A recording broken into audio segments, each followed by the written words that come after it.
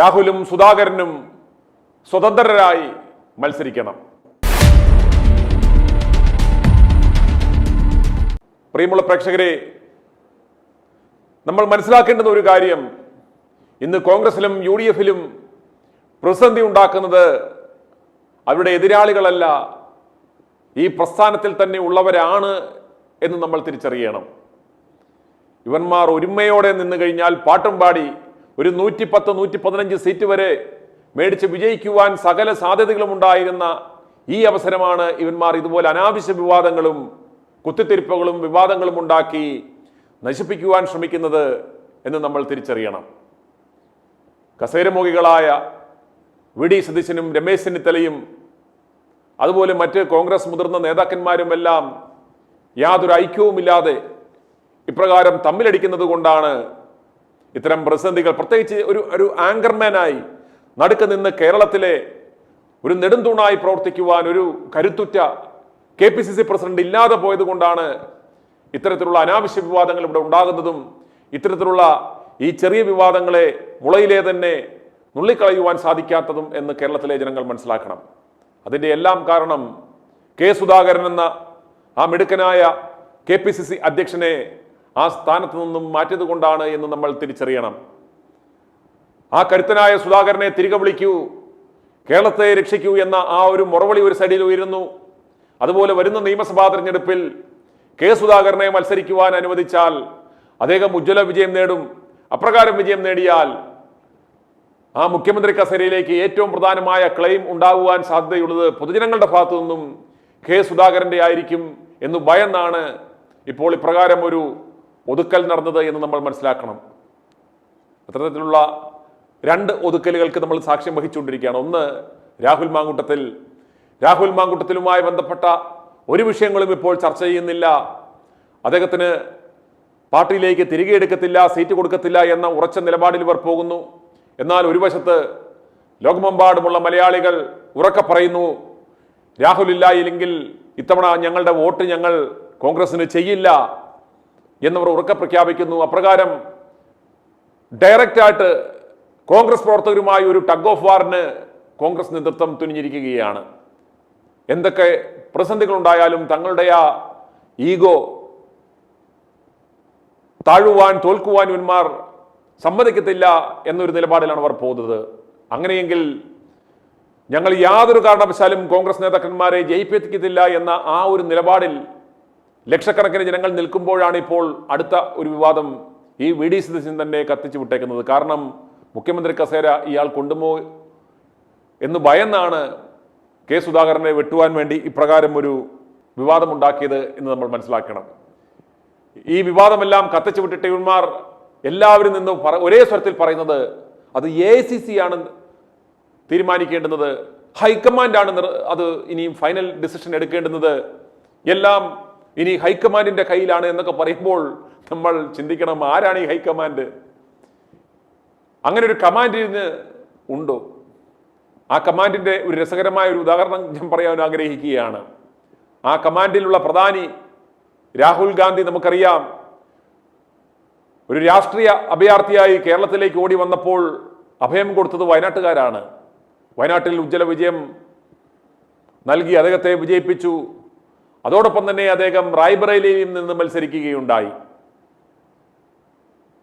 Political reasons കൊണ്ട് റായ്ബറേലിയിൽ നിന്ന് represent ചെയ്യുന്നതാണ് തൻ്റെ ഭാവിക്ക് നല്ലത് എന്ന് മനസ്സിലാക്കിയ രാഹുൽ ഗാന്ധി വയനാട്ടിൻ്റെ ആ മെമ്പർ എന്ന പദവി അദ്ദേഹം ഉപേക്ഷിച്ചു, തൻ്റെ സഹോദരിക്ക് നൽകി. ഓർക്കുക, ഈ കേരളത്തിലെ ഈ പ്രസ്ഥാനത്തിന് വേണ്ടി അഹോരാത്രം വർഷങ്ങളോളം പാടുപെട്ട നേതാക്കന്മാരുടെ അവസരം കളഞ്ഞാണ് രാഹുൽ ഗാന്ധിയുടെ സഹോദരിക്ക് പ്രിയങ്ക ഗാന്ധിക്ക് അപ്രകാരം ഒരു സീറ്റ് നൽകുകയും അവരെ വിജയിപ്പിച്ചെടുത്തതെന്നും ഈ രാഹുലും കുടുംബവും മറന്നു പോകരുത്. അപ്രകാരം സ്വന്തം സഹോദരിയുടെ, അതായത് തൻ്റെയും സഹോദരിയുടെയും സ്വാർത്ഥ താല്പര്യത്തിന് വേണ്ടി തങ്ങളുടെ ഭാവി ബലി കൊടുത്ത ആളുകളുള്ള ഈ നാട്ടിൽ നിന്നാണ് ഈ ന്യായം, തൊടുന്യായം പറയുന്നത് എന്ന് നിങ്ങൾ ഓർക്കണം. ഇതെല്ലാം മനസ്സിലാകുന്ന ജനങ്ങൾ ഈ കേരളത്തിൽ ഉണ്ട് എന്ന് രാഹുൽ ഗാന്ധിയും സഹോദരിയും ഈ ഹൈക്കമാൻഡ് എന്ന് പറഞ്ഞു നടക്കുന്ന കോൺഗ്രസ് നേതാക്കന്മാരും നിങ്ങൾ മനസ്സിലാക്കണം. കെ സുധാകരനെ പോലെ കണ്ണൂരിൽ കോൺഗ്രസിന്റെ വേരുകൾ ഓടിക്കുവാൻ തന്റെ ജീവിതം തന്നെ ഹോമിച്ച ആ മനുഷ്യൻ അപ്രകാരം അദ്ദേഹത്തിന്റെ ഇനി ഇതുപോലൊരു ചാൻസ് അദ്ദേഹത്തിന്റെ രാഷ്ട്രീയ ജീവിതത്തിൽ, അദ്ദേഹത്തിന്റെ രാഷ്ട്രീയ കരിയറിൽ കിട്ടുമോ എന്ന് ആലോചിച്ച് നോക്കുക. അദ്ദേഹത്തിന്റെ പ്രതിയോഗിയായ പിണറായി വിജയൻ 2 ടൈം മുഖ്യമന്ത്രിയായി മൂന്നാമതും ഒരുങ്ങി നിൽക്കുന്നു. അതുപോലെ തന്നെ ഇടതുപക്ഷ പ്രസ്ഥാനത്തിന് ശക്തമായ വെല്ലുവിളി കൊടുത്ത ഒരു നട്ടലുള്ള ഒരു നേതൃത്വമായ കണ്ണൂരിൽ കോൺഗ്രസിനെ പിടിച്ചു നിർത്തിയ ആ നേതാവിന് അദ്ദേഹത്തിന്റെ ആഗ്രഹം സാധിച്ചു കൊടുക്കുക എന്നത് ഈ പ്രസ്ഥാനത്തിന്റെ കടമയാണ്, ജനങ്ങളുടെ കടമയാണ് എന്ന് മനസ്സിലാക്കുക. അതുകൊണ്ട് പ്രായത്തിന്റെയോ ആരോഗ്യത്തിന്റെയോ മറ്റേത് കാരണത്തിൽ പറഞ്ഞാലും കെ സുധാകരൻ എന്നും കണ്ണൂരിലെ അല്ല കേരളത്തിലെ ഗർജിക്കുന്ന ഒരു സിംഗമാണ്. അതിന്ന് ദീപദാസ് മുൻഷി പറഞ്ഞപ്പോൾ വളരെയേറെ സന്തോഷം തോന്നി.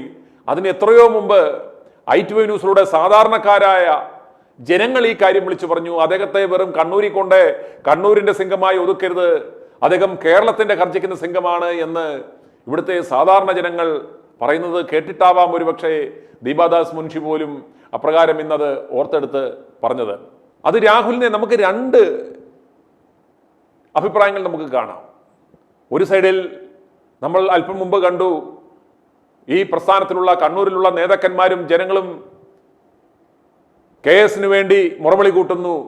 എന്നാൽ KS ഒതുക്കണമെന്ന് ആഗ്രഹിക്കുന്ന വി ഡി സതീശനും മറ്റ് അധികാരമോഹികളായ കസേരമോഹികളായ ആ കോക്കസും കെ സുധാകരനെതിരെ സംസാരിക്കുന്നു. ഇപ്പോഴും ഒരേ സ്വരം വരുന്നില്ല. അതിന്റെ കാരണം ആങ്ങള ചത്താലും നാത്തൂന്റെ കണ്ണീര് കാണണമെന്ന് ആഗ്രഹിക്കുന്ന ആ വി ഡി സതീശൻ ടീമിന്റെ ആ കുൽസിത പ്രവർത്തനങ്ങൾ കൊണ്ടാണ് ഇപ്രകാരമുള്ള എതിർ സ്വരങ്ങൾ ഇവിടെ ഉണ്ടാകുന്നത്.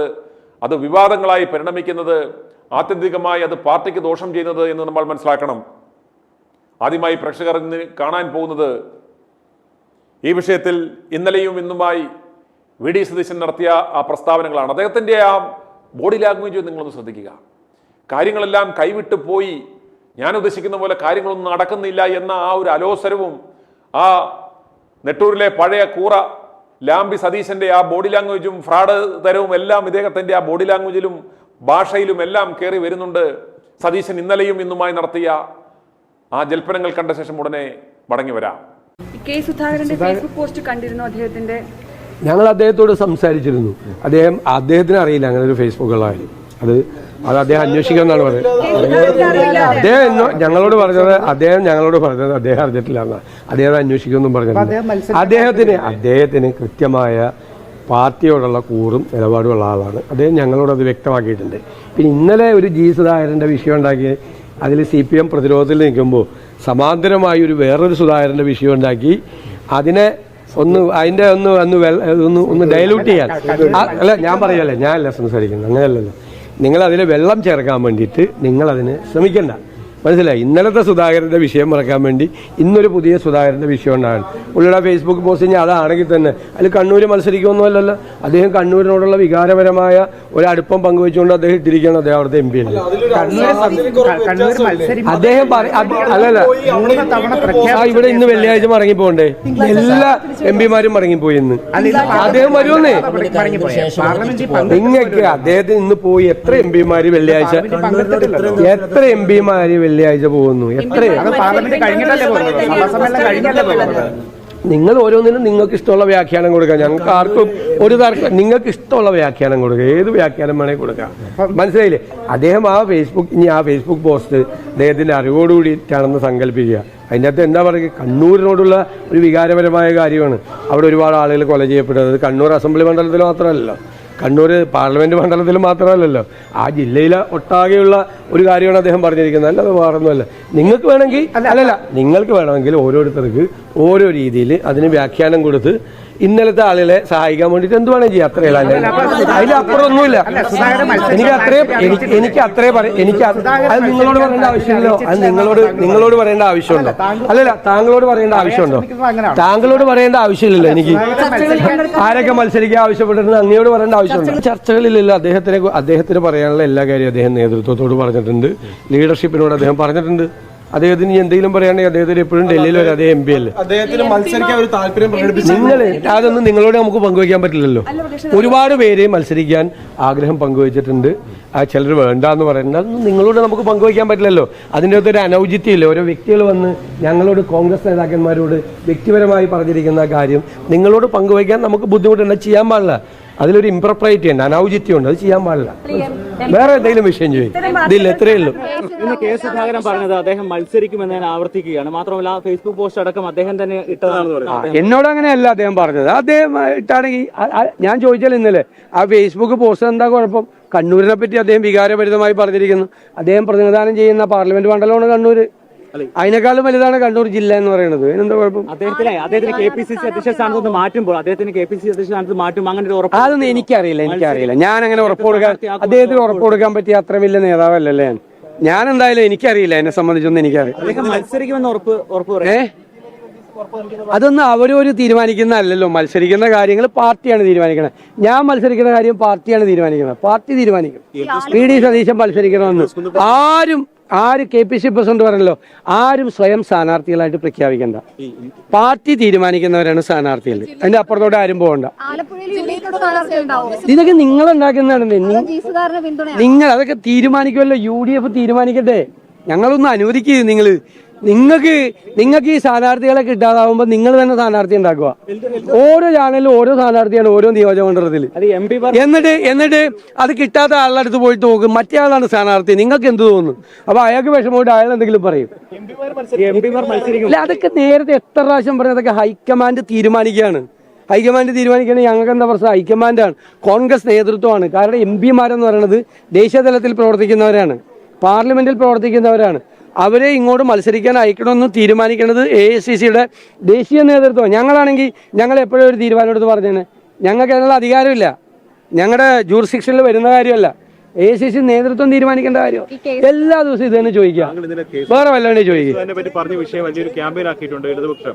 അതായത് താങ്കൾ വീണ്ടും കള്ളം പറയുകയാണ്. അതായത് താങ്കൾ ഇന്നലെ പറഞ്ഞത് സുധാകരൻ നല്ല പോസ്റ്റ് ഇട്ടതെന്നാണ്.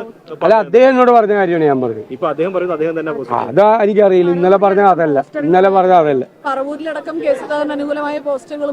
അതെനിക്കറിയില്ല. CPM കാര്യം ഉണ്ടായിരിക്കുന്നത്. CPM കാര്യം ഉണ്ടായിരിക്കണായിരിക്കും. പറവൂര് പോസ്റ്റ് വെച്ചിട്ട് എന്താ കാര്യം? പറവൂരിൽ എന്താ പ്രശ്നം? പറവൂരിലാണ് അദ്ദേഹം മത്സരിക്കുക, സീറ്റ് ചോദിച്ചേക്കണത്. അത് ഞാൻ മാറിക്കൊടുക്കുക. ഇനി പ്രേക്ഷകർ കാണാൻ പോകുന്നത് മഞ്ചേരി പെണ്ണുകേസിൽ പിടിക്കപ്പെട്ട ഉണ്ണിത്താന്റെ അഭിപ്രായ പ്രകടനമാണ്. ഉണ്ണിത്താൻ ഇന്ന് VD സതീശന്റെ വക്താവായി നടക്കുകയാണ്. VD സതീശന്റെ അഭിലാഷങ്ങളനുസരിച്ച് VD സതീശന്റെ PR ഏജൻസി ക്രിയേറ്റ് ചെയ്യുന്ന നറേറ്റീവുകൾക്ക് സാക്ഷാത്കാരം നൽകുക, അത് മാധ്യമങ്ങളിലൂടെ പുറത്തുവിടുക എന്ന ചുമതലയാണ് VD സതീശൻ ഈ മഞ്ചേരി പെണ്ണുപിടിയന് നൽകിയിരിക്കുന്നത്. ഇയാൾ കൃത്യമായി ഇയാളുടെ അഭിപ്രായം എന്ന പേരിൽ പറയുന്നത് VD സതീശന്റെ വിംസ് ആൻഡ് ഫാൻസീസ് ആണ്, ഇംഗിതങ്ങളാണ് എന്ന് നമുക്ക് മനസ്സിലാക്കാൻ സാധിക്കും. ഇയാൾ ഇപ്രകാരം ചെയ്യുന്നത് എന്തുകൊണ്ടാണ്, എന്ത് പ്രതീക്ഷിച്ചാണ് എന്ന് അരിയാഹാരം കഴിക്കുന്ന ആർക്കും മനസ്സിലാവും. വളരെ കൈയടക്കത്തോടെ ഒതുക്കത്തോടെയാണ് സംസാരിക്കുന്നതെങ്കിലും VD സതീശന് ഇഷ്ടപ്പെടുവാൻ അയാളുടെ താല്പര്യമനുസരിച്ച് കെ സുധാകരനെതിരെയുള്ള ഒരു ഒളിയമ്പാണ് ഈ മഞ്ചേരി പെണ്ണുപിടി കേസിലെ പ്രതി നടത്തുന്നത്. ഉണ്ണിത്താന്റെ വാക്കുകളിലേക്ക്. ഞാൻ എൻ്റെ കാര്യം വളരെ നേരത്തെ നിങ്ങളോട് പരസ്യമായി പ്രഖ്യാപിച്ചതാണ്. എല്ലാ MP-മാരുടെ ഉത്തരവാദിത്വം അവരവരുടെ മണ്ഡലങ്ങളിൽ മത്സരിക്കുന്ന UDF സ്ഥാനാർത്ഥികളെ പരമാവധി വോട്ടുകൾ നേടിയെടുത്ത് വിജയിപ്പിക്കുക എന്നുള്ളതാണ്. എല്ലാ MP-മാരുടെയും ദൗത്യം അതാണ്. കാരണം ഈ ഞങ്ങളെ MP-മാരാക്കാൻ കഷ്ടപ്പെട്ട ആളുകളാണിപ്പോൾ ഈ തെരഞ്ഞെടുപ്പിൽ മത്സരിക്കുന്നത്. അപ്പോൾ അവരെ MLA-മാരാക്കുക എന്നുള്ള ദൗത്യം ഏറ്റെടുത്ത് അവർക്ക് വേണ്ടി പ്രവർത്തിക്കുക എന്നുള്ളതാണ് MP-മാരുടെ ഉത്തരവാദിത്വം. പിന്നെ കോൺഗ്രസിൻ്റെ സ്ക്രീനിങ് കമ്മിറ്റി കൂടിക്കൊണ്ടിരിക്കുകയാണ്. അത് എല്ലാ ജില്ലകളിലെയും സ്ഥാനാർത്ഥി പട്ടികയെ സംബന്ധിച്ചിടത്തോളം വളരെ വിശദമായ ചർച്ചകൾ നടക്കുന്നുണ്ട്. അപ്പോൾ ആർക്ക് വേണമെങ്കിലും കോൺഗ്രസ് ഹൈക്കമാൻഡ് അന്തിമമായ പട്ടിക പ്രസിദ്ധീകരിക്കുന്നവരെ സ്ഥാനാർത്ഥിയാകാൻ ശ്രമിക്കാം. അതിൽ യാതൊരു തെറ്റുമില്ല. പക്ഷേ കോൺഗ്രസ് ഹൈക്കമാൻഡ് പ്രഖ്യാപനം വന്നു കഴിഞ്ഞാൽ പിന്നെ സ്വാഭാവികമായി ആ പ്രഖ്യാപനത്തിന് അനുസൃതമായ സ്ഥാനാർത്ഥികളെ വിജയിപ്പിക്കുക എന്നുള്ള ഉത്തരവാദിത്വം ഏറ്റെടുക്കണമെന്നുള്ളതാണ് എല്ലാവരുടെയും ഉത്തരവാദിത്വം. അതുകൊണ്ട് ആ ഉത്തരവാദിത്വം എല്ലാവരും ഏറ്റെടുക്കും. കേരളത്തിൽ നിന്ന് വിജയിച്ചു വന്നിട്ടുള്ള എല്ലാ എംപിമാരും ആ ഉത്തരവാദിത്വം ഏറ്റെടുക്കുമെന്നാണ് എനിക്ക് പറയാനുള്ളത്. പക്ഷെ ഇന്നും കെ സുധാകരൻ അതേ നിലപാടിൽ ഉറച്ചു നിൽക്കുകയാണ്. എന്റെ വികാരമാണ്, അവിടെ എനിക്ക് മത്സരിച്ചേ പറ്റൂ എന്ന നിലയിൽ. അത് സ്വാഭാവികമായും പാർട്ടി ആകെ പ്രതിരോധത്തിലാക്കുന്നുണ്ടോ ഈ ഘട്ടത്തിൽ? ഒരു കാരണവശാലും പാർട്ടി പ്രതിരോധത്തിലല്ല. കാരണം ഒരു പ്രോസസ്സ് നടന്നുകൊണ്ടിരിക്കുകയാണ്. ആ പ്രോസസ്സ് അന്തിമമായി നമ്മുടെ CEC കൂടി കേരളത്തിലെ കോൺഗ്രസ് പട്ടിക പ്രസിദ്ധീകരിക്കുന്നവരെ ആർക്ക് വേണമെങ്കിലും അവരുടെ വാദഗതികളുമായി മുന്നോട്ട് പോകാം. മനസ്സിലായില്ലയോ? അപ്പോൾ സീറ്റിന് വേണ്ടി ശ്രമിക്കാം. പക്ഷേ കോൺഗ്രസ് ഹൈക്കമാൻഡ് അന്തിമമായ ഒരു തീരുമാനമെടുത്തു കഴിഞ്ഞാൽ കേരളത്തിലെ ഒരു MPയും അതിനെതിരെ നിൽക്കുമെന്നുള്ള പ്രതീക്ഷ എനിക്കില്ല. കാരണം എല്ലാവരും കോൺഗ്രസ് വികാരം ഉൾക്കൊള്ളുന്ന ആളുകളാണ്. അതുകൊണ്ട് എല്ലാവരുടെയും സിരകളിൽ കൂടി ഒഴുകുന്ന രക്തം കോൺഗ്രസിൻ്റേതാണ്. അപ്പോൾ ജനങ്ങളുടെ ആഗ്രഹങ്ങൾക്ക് വിപരീതമായി ഒരു MPയും പ്രവർത്തിക്കില്ല. കാരണം കേരളത്തിലെ പൊതുജന സമൂഹം ഈ ഗവൺമെൻറ് മാറി UDFിൻ്റെ നേതൃത്വത്തിലൊരു ഗവൺമെൻറ് വരണമെന്ന് ആഗ്രഹിക്കുമ്പോൾ ആ ജനവികാരത്തിനെതിരായി നിൽക്കാൻ ഒരു MPയും തയ്യാറാവില്ല. ഒരു ഔചിത്യക്കുറവില്ലേ താങ്കൾ ഈ പറയുന്ന വിവാദം ഉണ്ടാക്കുന്നു, ഈ സമ്മർദ്ദതന്ത്രം ഉണ്ടാക്കുന്നത്? ഞാൻ വീണ്ടും പറയുന്നു, കോൺഗ്രസിൻ്റെ സ്ഥാനാർത്ഥി പ്രോസസ്സ് അന്തിമമായി കഴിഞ്ഞാൽ ഹൈക്കമാൻഡ് സ്ഥാനാർത്ഥി പട്ടിക പ്രസിദ്ധീകരിക്കുന്നവരെ ആർക്ക് വേണമെങ്കിലും സ്ഥാനാർത്ഥിയാകാൻ ശ്രമിക്കാം. അതിലൊരു തെറ്റുമില്ല. പക്ഷേ കോൺഗ്രസിൻ്റെ അന്തിമമായ പട്ടിക പ്രസിദ്ധീകരിച്ചാൽ ഒരൊറ്റ MP പോലും അതിനെതിരെ നിൽക്കുമെന്നുള്ള വിശ്വാസം എനിക്കില്ല. നിൽക്കാൻ സാധ്യതയില്ല. കാരണം അങ്ങനെയാണ് അതിനെ സംബന്ധിച്ച് എനിക്ക് പറയാനുള്ളത്. MPമാരെ MLAമാരെ വിജയിപ്പിക്കാൻ തന്നെയാണ് ശ്രമിക്കേണ്ടത്. തീർച്ചയായിട്ടും. അതിനെന്താ തർക്കം? ഞങ്ങളെ വിജയിപ്പിച്ചവരാരാണ്? കോൺഗ്രസ് പ്രവർത്തകരാണ്, കോൺഗ്രസ് നേതാക്കന്മാരാണ്. ആ നേതാക്കന്മാരാണ് അസംബ്ലിയിൽ മത്സരിക്കുന്നത്. അപ്പോൾ എൻ്റെ അസംബ്ലി മണ്ഡലത്തിൽ 7 MLAമാർ മത്സരിക്കുന്നുണ്ട്. 5 എണ്ണം കാസർഗോഡ് ജില്ലയിൽ, 2 എണ്ണം പിന്നെ കണ്ണൂർ ജില്ലയിൽ, പയ്യന്നൂരും കല്യാശ്ശേരിയും. ഈ 7 അസംബ്ലി മണ്ഡലവും എനിക്ക് ഒരുപോലാണ്. ആ 7 അസംബ്ലി മണ്ഡലത്തിലെയും UDF സ്ഥാനാർത്ഥികളെ വിജയതിലകം അണിയിക്കാൻ വേണ്ടി അഹോരാത്രം കഷ്ടപ്പെടാൻ ഉള്ള ഒരു ഉത്തരവാദിത്വമാണ് എനിക്കുള്ളത്. ആ ഉത്തരവാദിത്വം ഞാൻ നിർവഹിക്കും. ആരാണ് സ്ഥാനാർത്ഥി എന്ന് എനിക്കറിയേണ്ട കാര്യമില്ല. പാർട്ടി മുന്നണി പ്രഖ്യാപിക്കുന്ന സ്ഥാനാർത്ഥികളെ വിജയിപ്പിക്കുക എന്നുള്ളതാണ് MPമാരുടെ ഉത്തരവാദിത്വം. അതിലെ ഇപ്പൊ കണ്ണൂർ സീറ്റിനെ സംബന്ധിച്ച്, കണ്ണൂർ സീറ്റ് UDFന് സ്വാധീനമുള്ള മണ്ഡലമാണെങ്കിൽ പോലും അത് കഴിഞ്ഞ തവണയൊക്കെ നഷ്ടപ്പെട്ടിട്ടാണുള്ളത്. അപ്പൊ സ്വാഭാവികമായും കെ സുധാകരൻ അവിടെ മത്സരിച്ചാൽ വിജയിക്കുമെന്ന് അവിടെ പ്രാദേശികമായ വികാരമുണ്ട്. അപ്പോൾ ആ ജയസാധ്യതയാണല്ലോ പ്രധാനമായും ഒരു ഒന്നാമത്തെ ഘടകമായി പരിഗണിക്കുക എന്നാണല്ലോ നേതൃത്വം പറഞ്ഞത്. അപ്പോൾ അങ്ങനെ പരിഗണിക്കുന്നതിൽ തെറ്റുണ്ടോ? ഈ തെരഞ്ഞെടുപ്പ് എന്ന് പറയുന്നത് ഒരു മലവെള്ള പാച്ചിലാണ്. ഈ മലവെള്ള പാച്ചിൽ ഇങ്ങനെ പാഞ്ഞു വരുമ്പോൾ ഈട്ടിത്തടിയോ തേക്കിൻ്റെ തടിയോ നിന്നാൽ കട പുഴകി അത് പോവും. അതുകൊണ്ട് ഈ തെരഞ്ഞെടുപ്പ് UDFിൻ്റെ സ്ഥാനാർത്ഥികളുടെ സൗന്ദര്യം നോക്കിയോ അവരുടെ പാരമ്പര്യം നോക്കിയല്ല. ഇത്തവണ LDFിനെതിരെ പിന്നെ വിധി എഴുതാൻ കാത്തു നിൽക്കുന്ന ഒരു ജനസമൂഹത്തിന് മുമ്പിൽ സ്ഥാനാർത്ഥിയുടെ പാരമ്പര്യവും പൈതൃകവും സൗന്ദര്യവും ഒന്നും ഒരു വിഷയമല്ല. UDF സ്ഥാനാർത്ഥികളായി മത്സരിക്കുന്നവർ, നിങ്ങൾ UDFന് ബാലി കയറാൻ മലയാണെന്ന് വിശ്വസിക്കുന്ന മണ്ഡലത്തിൽ പോലും ഇത്തവണ ജയിച്ചു കയറും. ഞാൻ പറയുന്നു, ഇത്തവണ 111 സീറ്റുകൾ UDF നേടി അധികാരത്തിൽ വരും. 1977 111 സീറ്റ് നേടിയിട്ടാണ് ശ്രീ കരുണാകരൻ മുഖ്യമന്ത്രിയായി സത്യപ്രതിജ്ഞ ചെയ്തത്. ആ ഒരു 111 ഇത്തവണയും കിട്ടും. ഏറ്റവും വലിയ തമാശ അതല്ല, ഇവന്മാർ സുധാകരന് വേണ്ടി മുതലക്കണ്ണീര് പൊഴിക്കുന്നു. സുധാകരൻ എന്ന് കേട്ടാൽ ഇന്ന് കോൺഗ്രസ് നേതാക്കന്മാരുടെ മനസ്സലിയും. ആ സുധാകരന് വേണ്ടി ഒഴുക്കുന്ന ആ ഒരു കണ്ണീര് പോലും കെ സുധാകരന്റെ കാര്യത്തിൽ ഇവന്മാർ കാണിക്കുന്നില്ല. അതൊക്കെ പോട്ടെ, ഈ ആഭാസനായ ഭൂലോക പെണ്ണുപിടിയനായ ഈ PK ശശിയെ ഈ പാർട്ടിയിലേക്ക് ക്ഷണിച്ചത് ഹൈക്കമാൻഡാണോ? ഈ VD സതീശനും KC വേണുഗോപാലും രമേശ് ചെന്നിത്തലയും എല്ലാം ഇതിന് മറുപടി പറയണം. ഈ അലവലാദിയെ, ഈ ആഭാസനെ, ഈ പെണ്ണുപിടിയനെ, PK ശശിയെ വരെ ഇവന്മാർക്ക് ഈ പാർട്ടിയിലേക്ക് എടുക്കാം, സീറ്റ് വരെ നൽകാം. കെ സുധാകരന് പറ്റില്ല, രാഹുൽ മാങ്കൂട്ടത്തിന് പറ്റില്ല. ഇവന്മാരുടെ ഈ അളിഞ്ഞ ഇരട്ടത്താപ്പ് കാണുമ്പോഴല്ലേ നമ്മൾ ആ സത്യം മനസ്സിലാക്കുന്നത്. ഇവന്മാർ ഈ പാർട്ടിയെ മുടിപ്പിക്കുവാൻ വേണ്ടി ഇറങ്ങിയ, പിണറായിക്ക് മൂന്നാമതും ഭരണത്തുടർച്ച ഉണ്ടാകുവാൻ പിണറായിയുടെ കയ്യിൽ നിന്നും കാശ് മേടിച്ച് ഈ പാർട്ടിയെ ഒറ്റിക്കൊടുക്കുന്നവനാണ് ഈ സതീശൻ എന്ന് നമ്മൾ പറയുന്നത്. അതുകൊണ്ടല്ലേ. ഓർക്കുക, PK ശശിയെ എടുത്തു, PK ശശിക്ക് സീറ്റ് കൊടുക്കാൻ പറ്റും. ജി സുധാകരന്റെ പുറകെ പോകുന്നു. ഗണേശന്റെ വിഷയത്തിൽ മൗനം പാലിക്കുന്നു. ഇവന്മാരാണ് ഈ കെ സുധാകരൻ എനിക്ക് മത്സരിക്കും എന്നൊരു വാക്ക് പറഞ്ഞതിനാണ് ഇത്രയും വിവാദം ഉണ്ടാക്കിയത് നമ്മൾ മനസ്സിലാക്കണം. ഈ ഒറ്റ എണ്ണത്തിന്റെ നാക്ക് എവിടെ പോയിരുന്നു? ഈ KB ഗണേഷ് കുമാറിനെതിരെ ഈ ഉമ്മൻചാണ്ടിയെ ഇതുപോലെ ക്രൂശിക്കുവാൻ ശ്രമിച്ച ഈ പാർട്ടിയെ കൂടെ നിന്നിട്ട് അവസാനം ഇതുപോലെ കുതികാലി വെട്ടിപ്പോയ ഈ കുലംകുത്തിയെ അവനെതിരെ വിമർശിക്കുവാൻ അവസരം കിട്ടിയിട്ടും വാ പൊളിക്കാത്തവന്മാരുടെ ആവേശം. VD സതീശനൊക്കെ എന്തെങ്കിലും ആവേശം ആ വിഷയത്തിൽ ഉണ്ടായിരുന്നോ? ഒരു ആവേശവുമില്ലായിരുന്നു. എന്നാൽ കെ സുധാകരന്റെ കാര്യം വരുമ്പോഴും രാഹുൽ മാങ്കൂട്ടത്തിന്റെ കാര്യം വരുമ്പോഴും ഈ കേക്കച്ചന്റെ, ഈ നെട്ടൂരിലെ പഴയ മണി ചെയിൻ തട്ടിപ്പുകാരന്റെ ബോഡി ലാംഗ്വേജും അവന്റെ ആ ശൗര്യവും അവന്റെ ആ ഭാഷയും മാധ്യമപ്രവർത്തകരുടെ മുന്നിലുള്ള മെക്കിട്ട് കയറ്റവും ഒക്കെ നിങ്ങൾ കാണുക. ഇതുകൊണ്ടാണ് ഞങ്ങൾ തുടക്കം മുതലേ പറയുന്നത്, ഇവൻ പിണറായിയുടെ ഏജന്റാണ്.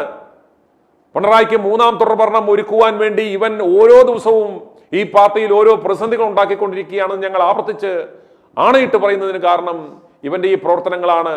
ഇയാളുടെ ബോഡി ലാംഗ്വേജ് നിങ്ങൾ ശ്രദ്ധിക്കുക, അത് കള്ളം പറയില്ല. ഇനി നിങ്ങൾ കാണുവാൻ പോകുന്നത് ഗുണവും മണവുമില്ലാത്ത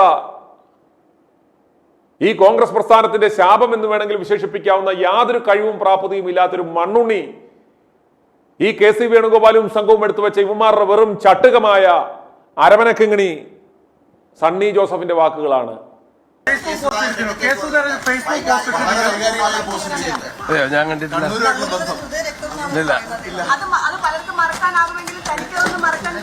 ഇല്ല, അതിനൊരു സംശയമില്ല. കെ സുധാകരൻ കണ്ണൂരിലെ സ്ട്രോങ്സ്റ്റ് ലീഡറാണ്. ഇല്ല, അത് നമ്മൾ ആലോചിക്കേണ്ട. അദ്ദേഹം വീട്ടിൽ ചെന്നാൽ എപ്പോഴും ആളുണ്ടാവും. അതറിയാം, എനിക്ക് എന്താണെന്നറിയില്ല. അദ്ദേഹത്തിന്റെ വീട്ടിൽ എപ്പോഴും ആളുണ്ടാവും. ഇന്നലെ ഞാൻ കണ്ടിരുന്നു. അദ്ദേഹം എന്നോടത്ത് പറഞ്ഞ പാർട്ടി തീരുമാനം അദ്ദേഹത്തെ അറിയിച്ച ആ തീരുമാനമായിട്ട് മുന്നോട്ട് പോകുന്ന പറഞ്ഞു. തീരുമാനം എടുത്തിട്ടില്ല. അദ്ദേഹത്തിന്റെ വീട്ടിലെപ്പോ ചെന്നാൽ ആളുണ്ടാവും. തീരുമാനം എടുത്തില്ല കോൺഗ്രസ്.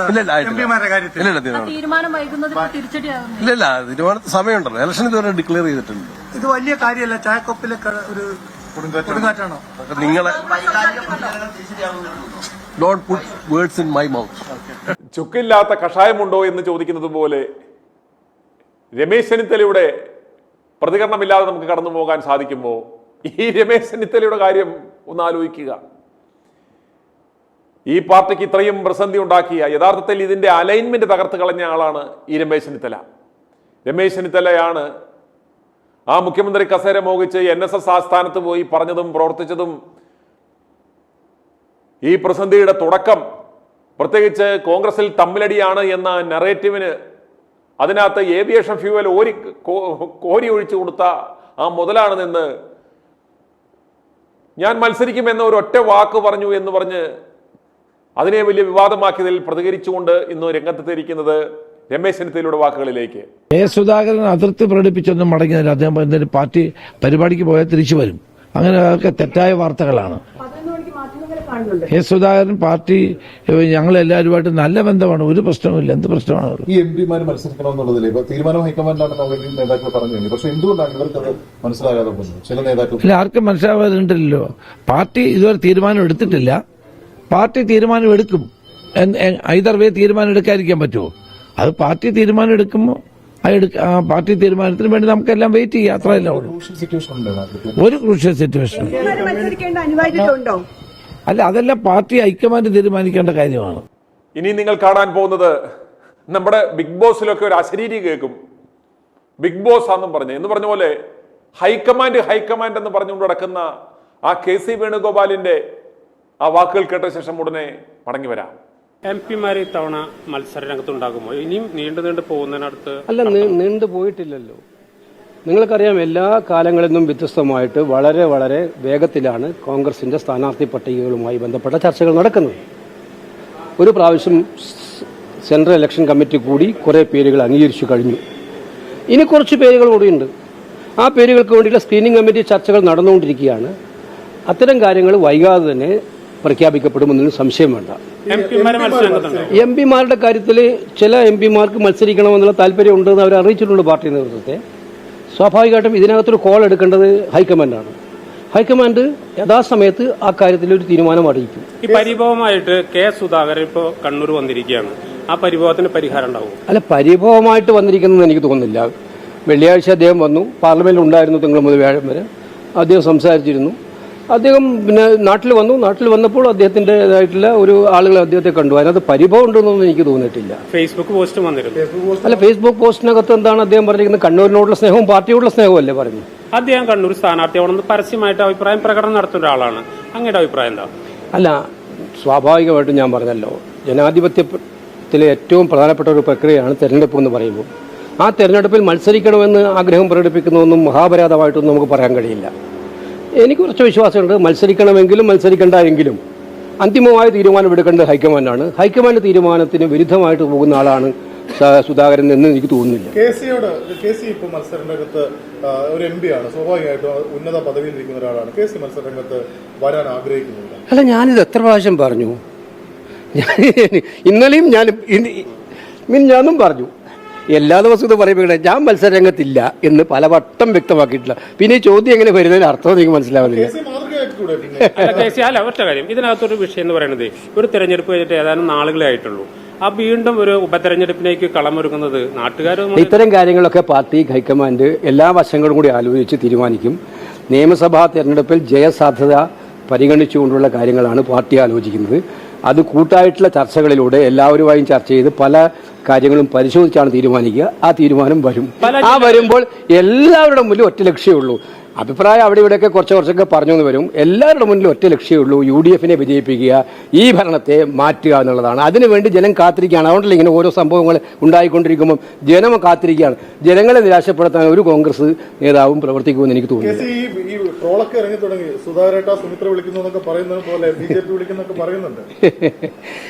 സുധാകരനാ? അതിന് വേറെ ആളെ നോക്കണം. ഇനി സതീശന്റെ അടിമയായി വെറും വാലാട്ടിയായി അധപ്പതിച്ചു പോയ ഹൈബീഡന്റെ വാക്കുകൾ കേൾക്കുക. ഇവനൊക്കെ ആരെയാണോ പേടിക്കുന്നത്?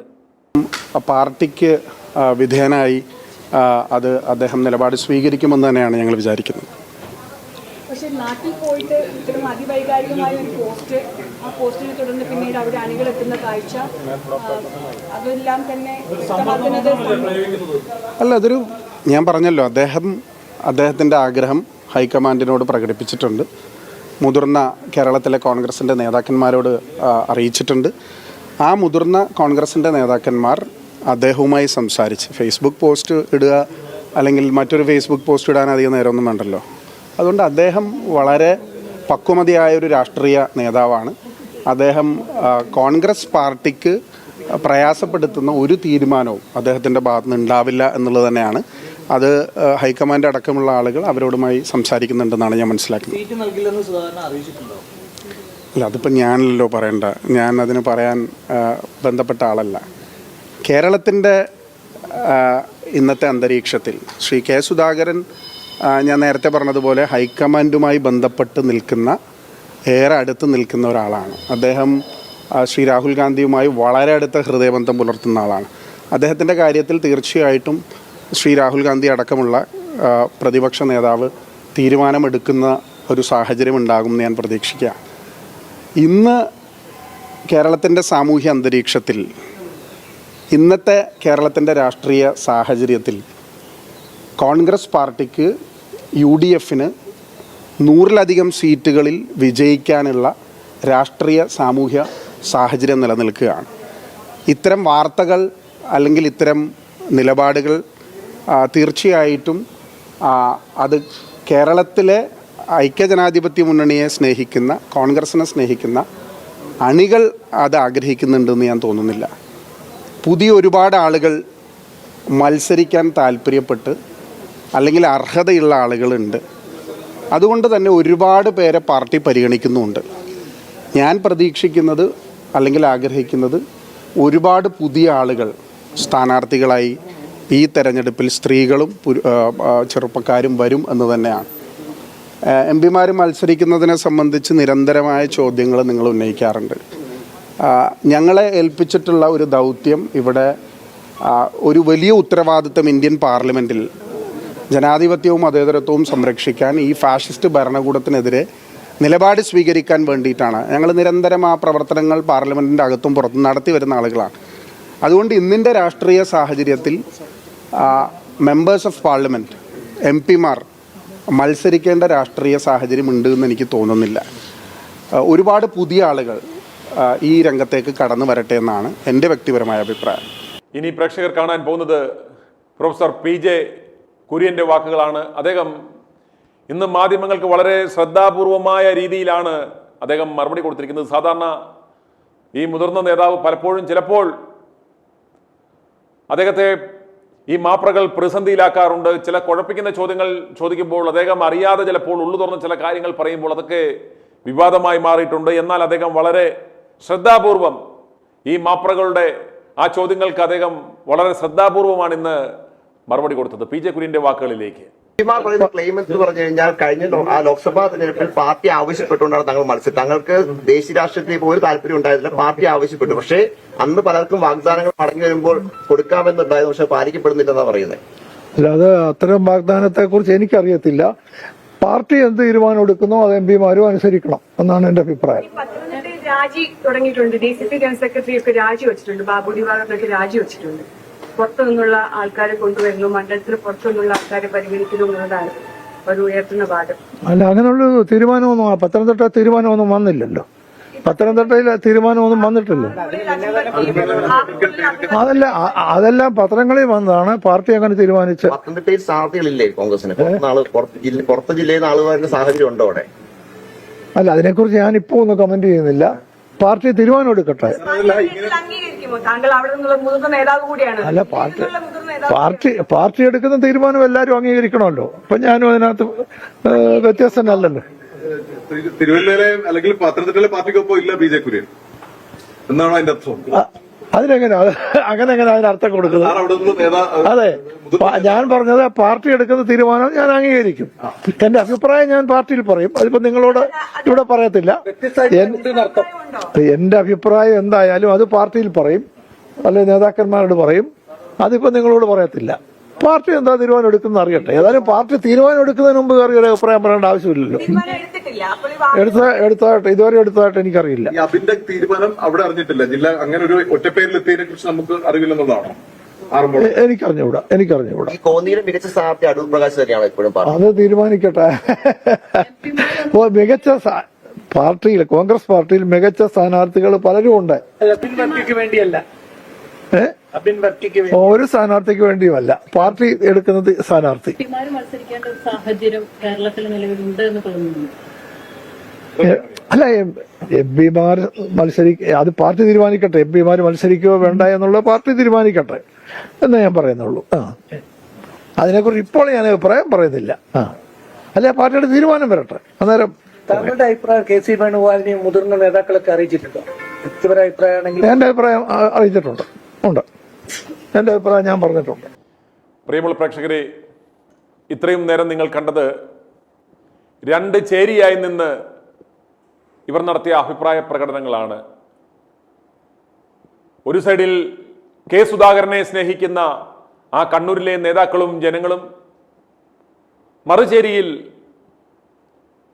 കെ സുധാകരനെ എങ്ങനെയും ഒതുക്കണമെന്ന് ആഗ്രഹിക്കുന്ന, അദ്ദേഹം ഒരു സ്ഥാനാർത്ഥിയായി വന്ന് ഉജ്ജ്വല വിജയം നേടിയാൽ തങ്ങൾക്ക് പണിയായി മാറുമെന്ന് കരുതുന്ന VD സതീശൻ, രമേശ് ചെന്നിത്തല, KC വേണുഗോപാൽ, പിന്നെ ഇവരുടെ താരതാങ്ങികളായ ഉണ്ണിത്താൻ, ബെന്നി ബെഹനാൻ, അതുപോലെ ഹൈബി ഈഡൻ, ഇവരുടെയൊക്കെ പ്രതികരണങ്ങൾ. കാരണം ഇതെല്ലാം ഈ ഒരു കോക്കസിന്റെ അഭിപ്രായ പ്രകടനമാണ് നമ്മൾ കണ്ടത്. ഓർക്കുക, യുവമാർക്ക് PV അൻവറിനെ എടുക്കാം. PV അൻവറിന് യാതൊരു സംശയവും കൂടാതെ ഏറ്റവും സാധ്യതയുള്ള ഒരു മണ്ഡലം മത്സരിക്കാൻ കൊടുക്കാം. അവിടെ ആ ദിവസങ്ങൾക്ക് മുമ്പ് തന്നെ അൻവർ സ്വന്തമായി തന്നെ സ്ഥാനാർത്ഥിത്വം പ്രഖ്യാപിച്ച് അവിടെ പ്രവർത്തനവും ആരംഭിച്ചു. അതിനൊന്നും ഇവർക്ക് യാതൊരു കുഴപ്പവുമില്ല.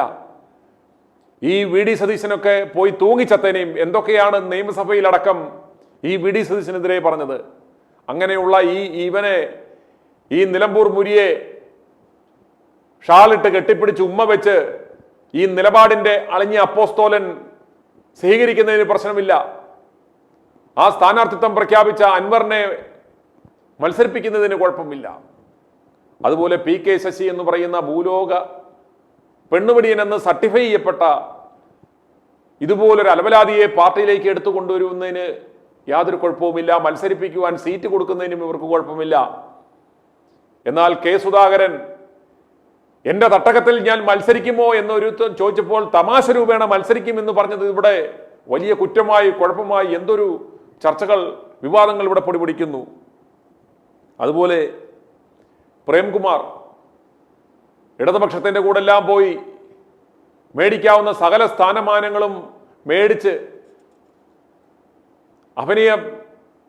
അഭിനയ തൊഴിലാളി എന്ന രീതിയിൽ ഷെഡിൽ കയറി കഴിഞ്ഞപ്പോൾ ആ സത്തെടുത്ത കൊത്തിനെയും യുവന്മാർ വലിച്ചു വാരിക്കൊണ്ട് ഇതാ കഴക്കൂട്ടത്ത് സീറ്റ് കൊടുക്കാൻ പോകുന്നു എന്ന തരത്തിലുള്ള വാർത്തകൾ വന്നുകൊണ്ടിരിക്കുന്നു. അതുപോലെ കോമഡിയനായ മാട്ട ഷോയുമായി നടക്കുന്ന പിഷാരടിയെയും പിടിച്ച് പാലക്കാട്ട് മത്സരിപ്പിക്കാൻ പോകുന്നു എന്ന തരത്തിൽ ഇവന്മാർ തന്നെ വാർത്തകൾ പടച്ചുവിടുന്നു. അതിനൊന്നും യാതൊരു കുഴപ്പവുമില്ല. അതുപോലെ സുധാകരന്റെ കണ്ണീരുപ്പുമാൻ സുധാകരന്റെ ആശ്ലേഷിക്കുവാൻ പോയി ക്യൂ നിൽക്കുകയാണ് ഇവന്മാർ. എന്നാൽ K സുധാകരനോട് ഏതോ ഒരു മാപ്ര VD സതീശന്റെ എച്ചിൽ നിന്ന് അവന്റെ PR ഏജൻസിയുടെ നറേറ്റീവ് അനുസരിച്ച് ഒരു ചോദ്യം ഒരുത്തൻ ചോദിച്ചപ്പോൾ തമാശ രൂപേണ ഒരു മറുപടി പറഞ്ഞ K സുധാകരനെ തൂക്കിക്കൊല്ലാൻ വിധിക്കാൻ നിൽക്കുന്ന ഈ നാണംകെട്ടവന്മാരുടെ ലക്ഷ്യം എന്താണെന്ന് കേരളത്തിലെ ജനങ്ങൾ മനസ്സിലാക്കുന്നതിന് വേണ്ടി മാത്രമാണ് i2 ന്യൂസ് ഇപ്പോൾ ഒരു തത്സമയമായി വരുന്നത്. ഇവരുടെ രാഷ്ട്രീയ ലക്ഷ്യം നമ്മൾ മനസ്സിലാക്കണം. ഈ കഴിവുള്ളവരെ, മിടുക്കന്മാരെ, ജയസാധ്യതയുള്ളവരെ ഒതുക്കി ഇത്തരം ആളുകൾക്കെതിരെ അപവാദ പ്രചരണങ്ങൾ, ഇവർക്കെതിരെ സൈബർ കോർപ്പറേഷൻ കൊടുത്ത് വിവാദങ്ങൾ ഉണ്ടാക്കി, സ്വന്തം പാർട്ടിയിൽ പ്രതിസന്ധി ഉണ്ടാക്കി പിണറായി വിജയന് തുടർഭരണം ഉണ്ടാക്കുവാനും BJPക്ക് ഇത്തവണ ഒരു 25 സീറ്റെങ്കിലും ഒപ്പിച്ചു കൊടുക്കുവാനും രണ്ട് കൂട്ടരുടെ കയ്യിൽ നിന്നും ആയിരക്കണക്കിന് കോടികൾ പണം മേടിച്ച് ഈ കോൺഗ്രസ് പ്രസ്ഥാനത്തെ വഞ്ചിക്കുന്ന VD സതീശനെയും സംഘത്തെയും കോൺഗ്രസ്സുകാരെങ്കിലും അറ്റ്ലീസ്റ്റ് തിരിച്ചറിയണമെന്ന് പറഞ്ഞതിന് വേണ്ടിയാണ് ഞങ്ങൾ ഈ വാർത്താ പരമ്പര തന്നെ ഞങ്ങൾ ചെയ്തുകൊണ്ടിരിക്കുന്നത്. രാഹുലിന് നീതി തേടി നമ്മൾ ആരംഭിച്ച മിഷൻ 250യുടെ 152ാം ദിനമാണ് ഇന്ന്. ഈ 152ഉം അതുപോലെ കഴിഞ്ഞ 60 ദിവസം കൂടെ ചേർന്നാൽ 212 ദിവസമായി നമ്മൾ ഈ നീതി നടത്തിക്കൊണ്ടിരിക്കുകയാണ്. കേരളത്തിലെ ജനങ്ങൾ അമർഷം സഹിക്കാൻ വയ്യാതെ അവർ കാതോർത്തിരിക്കുകയാണ്.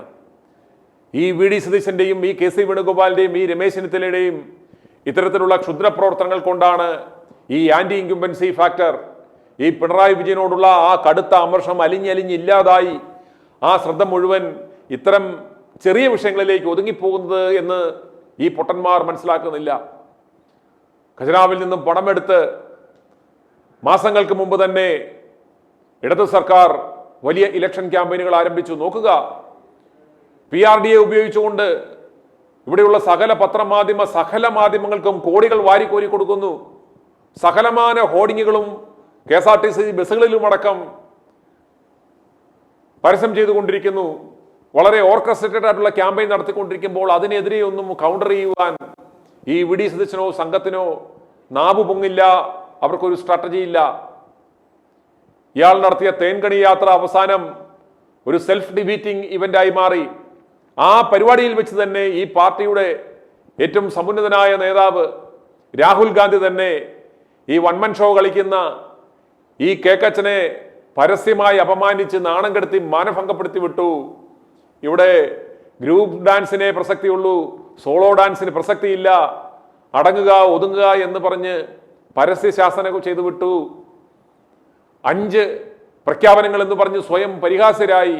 ചുരുക്കം പറഞ്ഞാൽ ഓരോ ദിനം നിയമസഭാ തെരഞ്ഞെടുപ്പ് പ്രഖ്യാപിക്കാൻ തിങ്കളാഴ്ച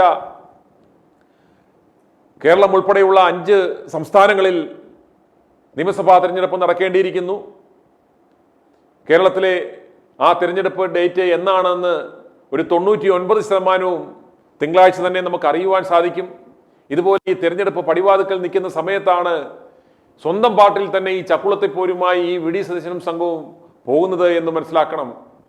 പ്രിയമുള്ളവരെ, ഇന്ന് ഈ എപ്പിസോഡിൽ നമ്മൾ തമ്പനയിൽ പറഞ്ഞിരിക്കുന്നത് പോലെ ജനങ്ങളുടെ പൾസാണ് ITV ന്യൂസ് പറയുന്നത്. ITV news react for right എന്ന ലോകമെമ്പാടുമുള്ള മലയാളികൾക്ക് ഭയരഹിതമായി ശക്തമായി പ്രതികരിക്കുവാനുള്ള ഒരു പ്ലാറ്റ്ഫോമാണ് ITV news react for right. ആ റിയാക്ട് ഫോർ റൈറ്റിലേക്ക് പ്രതികരിക്കുന്ന ആയിരങ്ങളുടെ പൾസാണ് ITV ന്യൂസിലൂടെ ഞങ്ങൾ നൽകിക്കൊണ്ടിരിക്കുന്നത്. ഇപ്രകാരം ശ്രമിക്കുന്ന കെ സുധാകരനെ നശിപ്പിക്കുവാൻ ശ്രമിക്കുന്ന ഈ വി ഡി സതീശനും സംഘത്തിനും ഒരു തക്കതായ താക്കീത് നൽകണമെങ്കിൽ ഇവർക്ക് സ്ഥാനാർത്ഥിത്വം നിഷേധിച്ചാൽ യാതൊരു കാരണവശാലും കോംപ്രമൈസ് ചെയ്യേണ്ട കാര്യമില്ല. കെ സുധാകരനെ സംബന്ധിച്ചിടത്തോളം അദ്ദേഹത്തിന്റെ ആ ജീവിതഘട്ടത്തിലെ അദ്ദേഹത്തിന്റെ പ്രായം വെച്ച് നോക്കുമ്പോൾ വളരെ നിർണായകമായ ഒരു സമയത്താണ് അദ്ദേഹം കടന്നു പോകുന്നത്. അദ്ദേഹം ഈ പാർട്ടിക്ക് നൽകിയ സമഗ്ര സംഭാവനകൾ കണക്കിലെടുത്തുകൊണ്ട് ഞാൻ അല്പസമയം മുമ്പ് പറഞ്ഞു, ഇദ്ദേഹത്തിന്റെ എതിർച്ചയിൽ നിന്ന പിണറായി വിജയൻ കഴിഞ്ഞ 10 വർഷമായി ഈ സംസ്ഥാനത്തിന്റെ മുഖ്യമന്ത്രിയായി തുടരുന്നു. വീണ്ടും 3ാം വട്ടവും തുടരുവാൻ ശ്രമിച്ചുകൊണ്ടിരിക്കുന്നു. അപ്പോൾ കണ്ണൂരിലെ ഈ ഗർജിക്കുന്ന സംഘത്തിന് അദ്ദേഹത്തിന് അവകാശപ്പെട്ട, അദ്ദേഹത്തിന് സ്വാഭാവികമായും ജനങ്ങൾ നൽകുവാൻ ആഗ്രഹിക്കുന്ന ഒരു പദവിയാണ് അദ്ദേഹത്തിന് കാത്തിരിക്കുന്നത്. അന്നേരം അത് മുന്നിൽ കണ്ടുകൊണ്ട് തന്നെ എല്ലാം മുൻകൂട്ടി കണ്ട് ഒതുക്കി വെട്ടി വീഴ്ത്തുന്ന ഈ ഒതുക്കീശനും സംഘവും കെ സുധാകരനെ നശിപ്പിക്കുവാൻ വേണ്ടിയാണ് ഇപ്പോൾ ഇപ്രകാരം ഒരു വിവാദമുണ്ടാക്കി അദ്ദേഹത്തെ മാറ്റി നിർത്തുവാൻ ശ്രമിക്കുന്നത് എന്ന് മനസ്സിലാക്കണം. അത് മനസ്സിലാക്കി കെ സുധാകരൻ സ്ഥാനാർത്ഥിയായി മത്സരിക്കാൻ നിന്നാൽ, അതുപോലെ രാഹുൽ സ്വതന്ത്രനായി മത്സരിക്കാൻ നിന്നാൽ, അതല്ലെങ്കിൽ ഒരു യഥാർത്ഥ കോൺഗ്രസ് പ്രസ്ഥാനം ഇത്തരത്തിലുള്ള ഈ നേതാക്കന്മാർ ചേർന്ന് രാഹുലും കെ സുധാകരനും അതുപോലെ ശശി തരൂരും ഒക്കെ ചേർന്ന് അപ്രകാരം ഒരു യഥാർത്ഥ കോൺഗ്രസ്, ഈ കാലഘട്ടത്തിന്റെ ആവശ്യമായ ഈ പെണ്ണുപിടിയന്മാരും ഈ തേൻകണി വീരന്മാരും ഹൈജാക്ക് ചെയ്ത് ഇല്ലാതാക്കുവാൻ ശ്രമിച്ചുകൊണ്ടിരിക്കുന്ന ഈ കോൺഗ്രസ് പ്രസ്ഥാനത്തിന്റെ നഷ്ടപ്പെട്ട പ്രതാപം തിരിച്ചു പിടിക്കുന്നതിന് വേണ്ടി ഒരു പുതിയ ഒരു തുടക്കത്തിന് നാന്ദി കുറിക്കുവാൻ പറ്റാവുന്ന ചില സ്പന്ദനങ്ങളാണ് നമ്മൾ ഇതിലൂടെ കാണുന്നത് എന്ന് മനസ്സിലാക്കണം. അതിനനുസരിച്ച് ഈ നേതാക്കന്മാർ ഉയർന്നു പ്രവർത്തിച്ചാൽ കേരളത്തിലെ ജനങ്ങളൊപ്പം ഉണ്ടാകുമെന്നാണ് ITV ന്യൂസ് റിയാക്ട് ഫോർ റൈറ്റിലൂടെ ഞങ്ങൾക്ക് ലഭിക്കുന്ന പ്രതികരണങ്ങൾ.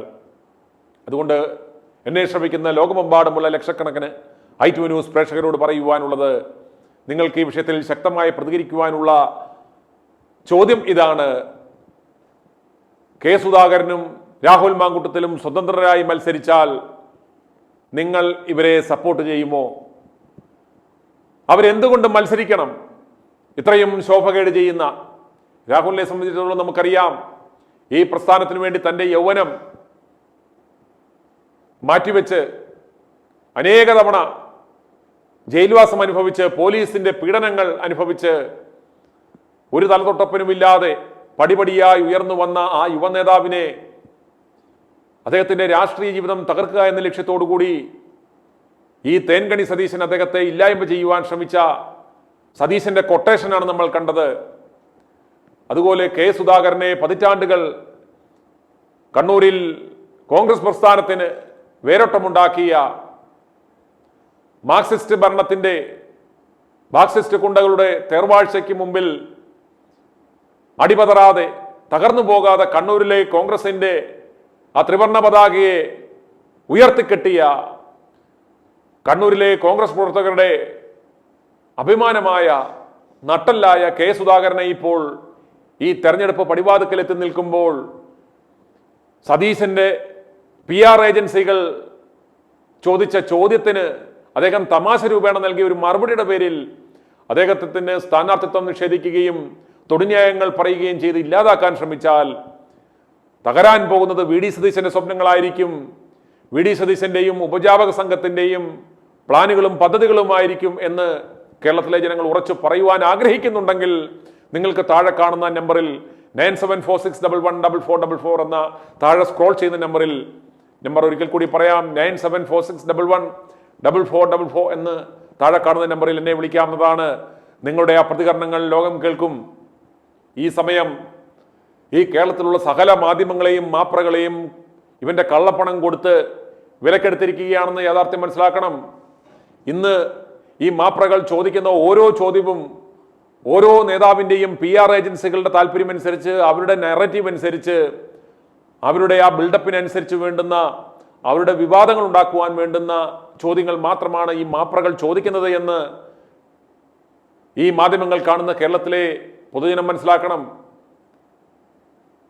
ഇത് കൃത്യമായ, അല്ലെങ്കിൽ ജനങ്ങൾ അറിയേണ്ടുന്ന, ഇവരോട് ചോദിക്കേണ്ടുന്ന ചോദ്യങ്ങളാണോ ചോദിക്കുന്നത് എന്ന് സ്വയം നിങ്ങൾ ചോദിക്കുക.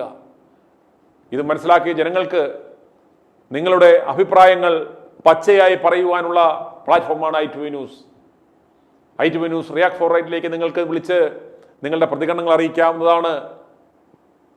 അതുകൊണ്ട് കെ സുധാകരനെ നശിപ്പിക്കുവാൻ, ഇല്ലാതാക്കുവാൻ, ഒതുക്കുവാൻ ഈ നാട്ടിലെ ജനങ്ങൾ അനുവദിച്ചുകൂടാ. അത് കടുത്ത നീതി നിഷേധമാണ്. അദ്ദേഹത്തിന് ഇല്ലാത്ത ആരോഗ്യ പ്രശ്നങ്ങൾ പറഞ്ഞ് അത് പെരുപ്പിച്ച് കാട്ടി അദ്ദേഹത്തെ KPCC അധ്യക്ഷന്റെ സ്ഥാനത്ത് നിന്നും നീക്കം ചെയ്ത് ഈ പ്രസ്ഥാനത്തിന്റെ അടിവേരർക്കുവാൻ ശ്രമിച്ച, ആ സ്ഥാനത്ത് ഒരു ഗുണവും മടവുമില്ലാത്ത സണ്ണി ജോസഫിനെ പോലെയുള്ള ഒരു കിഴങ്ങനെ കൊണ്ടുവയ്ക്കുവാൻ അവസരമുണ്ടാക്കി കൊടുത്ത VD സതീശനും KC വേണുഗോപാലും, അവർ ഈ പ്രസ്ഥാനത്തെ നശിപ്പിക്കുവാൻ ശ്രമിക്കുന്നവർ ഈ നിയമസഭാ തെരഞ്ഞെടുപ്പ് പടിവാതിക്കലെത്തി നിൽക്കുമ്പോൾ കെ സുധാകരനെ തകർക്കുവാൻ, ഇല്ലാതാക്കുവാനുള്ള ശ്രമമാണ് എന്ന് കേരളത്തിലെ ജനങ്ങൾ മനസ്സിലാക്കി ശക്തമായി നിങ്ങൾ പ്രതികരിക്കണം. ഇപ്രകാരം ഒരു നീതി നിഷേധം ഉണ്ടായപ്പോൾ തനിക്കെതിരെ സംഘടിതമായ പണി വരുന്നുണ്ടെന്ന് മനസ്സിലാക്കി ഡൽഹിയിൽ നിന്നും അദ്ദേഹം ഇന്നലെ കണ്ണൂരെത്തി. അതുപോലെ കെ സുധാകരൻ കൃത്യമായി പറഞ്ഞിട്ടുണ്ട്, അങ്ങനെ വിളിക്കുമ്പോൾ വാലാട്ടി പോകുവാൻ ഞാൻ നിന്റെ ഒന്നും വളർത്തുന്നായല്ല എന്നൊരു സന്ദേശം കെ സുധാകരൻ ഇന്ന് നൽകിയിട്ടുണ്ട്. അത് മറ്റൊന്നുമല്ല, എന്താണ്, ഡൽഹിയിലേക്ക് ഞാൻ പോകില്ല എന്നാണ് പറഞ്ഞത്. പറയാൻ എന്തെങ്കിലും ഉണ്ടെങ്കിൽ എനിക്ക് പറയാനുള്ളത് ഞാൻ പറഞ്ഞു കഴിഞ്ഞു. എൻ്റെ ആഗ്രഹം, താല്പര്യം എന്ന് പറയുന്നത് കണ്ണൂരിൽ മത്സരിക്കുക എന്നതാണ്. അത് രാഹുൽ ഗാന്ധി തന്നെ ഇദ്ദേഹത്തിന് കൊടുത്തിരിക്കുന്ന ഉറപ്പാണ്. ആ ഉറപ്പിന്റെ പശ്ചാത്തലത്തിലാണ് കെ സുധാകരൻ ഈ പാർട്ടിക്ക് വേണ്ടി ഇപ്പോഴും ആത്മാർത്ഥമായി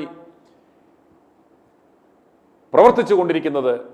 ആ വാക്കുവ്യത്യാസം ഈ അവസാന നിമിഷം കാണിച്ചാൽ താൻ അടങ്ങിയിരിക്കില്ല, താൻ അടങ്ങിയിരുന്നാലും തന്നെ സ്നേഹിക്കുന്നവർ അടങ്ങിയിരിക്കില്ല എന്ന ശക്തമായ സന്ദേശം കെ സുധാകരൻ നൽകി കഴിഞ്ഞു.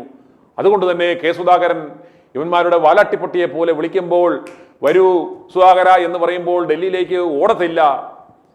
ഇനി പന്ത് നിങ്ങളുടെ കോർട്ടിലാണ്. ഈ ഹൈക്കമാൻഡ് മറ്റേ കമാൻഡ് എന്നൊക്കെ പറയുന്നവന്മാർ ഒരു കാര്യം ഓർക്കണം, ഏത് കമാൻഡനോട് ചോദിച്ചിട്ടാണ് ഈ പെണ്ണുപിടിയൻ PK ശശിയെ നിങ്ങൾ എടുക്കാൻ നോക്കുന്നത്? G സുധാകരന്റെ കണ്ണീരൊപ്പാൻ പോകുന്നത്? ഈ കുലകുത്തി അൻവറെ നിങ്ങൾ വലിച്ചു കയറ്റാൻ നോക്കിയത്? ഇതുപോലെ തോന്നുവാസങ്ങളും താമോത്തരങ്ങളും കാണിക്കുമ്പോൾ അവിടെ ഹൈക്കമാൻഡുമില്ല, ഒരു മറ്റേ കമാൻഡുമില്ല. കെ സുധാകരനെ പോലെയുള്ള മിടുക്കന്മാരായിട്ടുള്ള നേതാക്കന്മാരുടെ കാര്യം വരുമ്പോൾ വലിയ കമാൻഡുകൾ വരും. ആ കമാൻഡുകളൊന്നും ഇവിടെ വിലപ്പോകില്ല എന്ന് മാത്രമാണ് കേരളത്തിലെ ജനങ്ങൾക്ക് നിങ്ങൾക്ക് പറയുവാനുള്ളത്. അതുകൊണ്ട് ജനങ്ങളുടെ ആവശ്യം ഇവിടെ ശക്തമാകുകയാണ്.